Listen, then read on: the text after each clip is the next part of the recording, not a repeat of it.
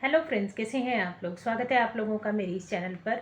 आज मैं आप लोगों के साथ में हल्दी के साइड इफ़ेक्ट्स के बारे में बात करने जा रही हूँ, जो कि बहुत ही चिंतनीय विषय है। हल्दी को आयुर्वेद में यूँ तो स्वर्ण औषधि कहा गया है, यानी कि सोने जैसी कीमती जड़ी बूटी कहा गया है।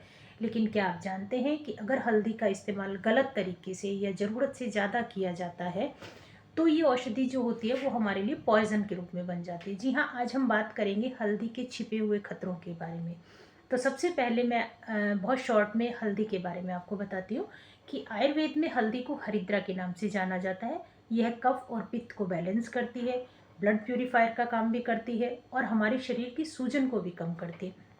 लेकिन आयुर्वेद का एक मूल सिद्धांत ये भी है कि अति सर्वत्र वर्ज्यते, यानी कि जिस चीज़ की अति होती है वो हानिकारक ही होती है। यही बात हल्दी पर भी लागू होती है।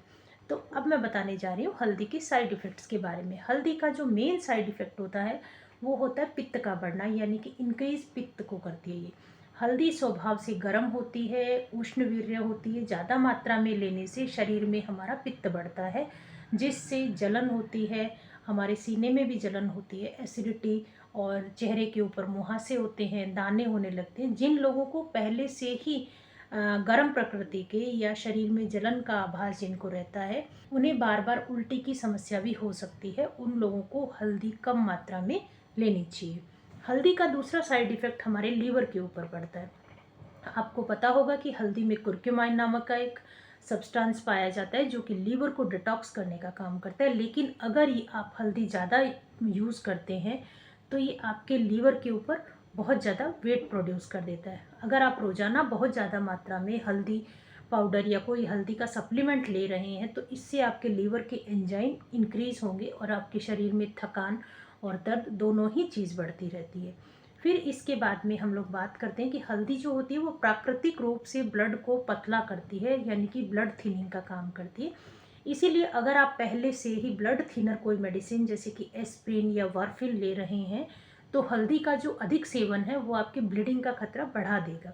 तो प्लीज़ हल्दी का सेवन थोड़ा सा संभल के कीजिए। और साथ ही प्रेग्नेंट लेडीज़ जो होती हैं उनको हल्दी बहुत ज़्यादा संभल के यूज़ करनी चाहिए, क्योंकि हल्दी की जो तासीर है वो गर्म होती है, जो कि उनके यूट्रस को एक्साइटेड कर देती है। इसीलिए आयुर्वेद में जो प्रेग्नेंट लेडीज़ होती हैं प्रेगनेंसी के दौरान हल्दी का सेवन जो होता है वो सीमित करने की सलाह दी जाती है। सिर्फ खाने में थोड़ा सा स्वाद प्रोड्यूस करने तक तो हल्दी का सेवन ठीक है, लेकिन अगर आप कच्ची हल्दी या आप कोई सप्लीमेंट लेना चाहते हैं तो प्लीज़ प्रेगनेंसी टाइम में इसको अवॉइड कीजिए।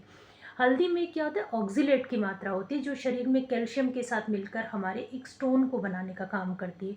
अगर आपको पहले से ही किडनी स्टोन की प्रॉब्लम है तो हल्दी का अत्यधिक सेवन आपके लिए हानिकारक हो सकता है। अब मैं आगे बता रही हूँ कि हल्दी की सही मात्रा और सही तरीका क्या है। आयुर्वेद के अनुसार जो हल्दी की सही मात्रा है वो 500 mg को 2 ग्राम प्रतिदिन भोजन के साथ ले सकते हैं। 500 mg टू 2 ग्राम प्रतिदिन आप भोजन के साथ 2 बार ले सकते हैं। इसे हमेशा दूध, घी या काली मिर्ची के साथ ही आप लें, क्योंकि इसमें जो कर्क्यूमाइन होता है वो बेहतर तरीके से हमारे शरीर में एब्जॉर्ब होता है और कोई इससे हम लोगों को हार्म नहीं होता है।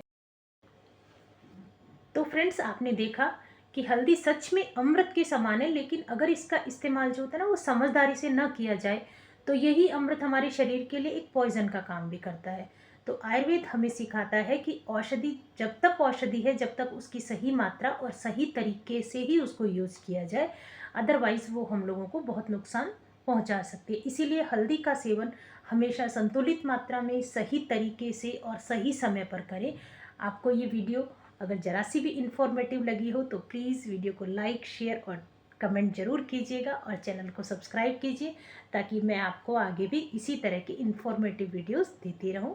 Thank you. स्वस्थ रहें और सुरक्षित रहें।